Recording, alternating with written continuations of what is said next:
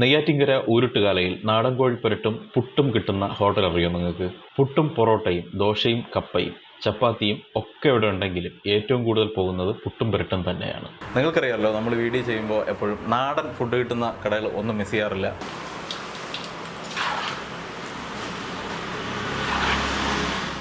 ഒരു ചെറിയ കടയാണ്, ഇരുന്ന് കഴിക്കാനുള്ള സൗകര്യമൊക്കെ ഇവിടെയുണ്ട്.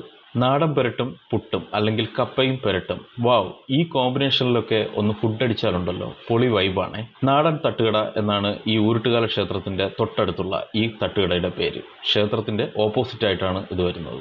കൂടുതലും നാടൻ കോഴി പുരട്ടും പുട്ടുമാണ് ഇവിടുത്തെ ഹൈലൈറ്റ് ആയിട്ട് പോകുന്ന സംഭവം എന്ന് പറയുന്നത്.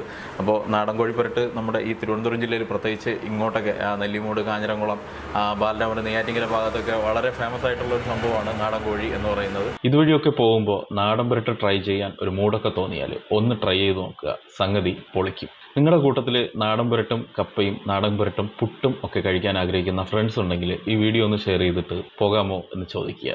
അപ്പോൾ ശരി, ഇനി അടുത്തൊരു വീഡിയോ ആയിട്ട് പിന്നെ കാണാം. അതുവരേക്കും ബൈ.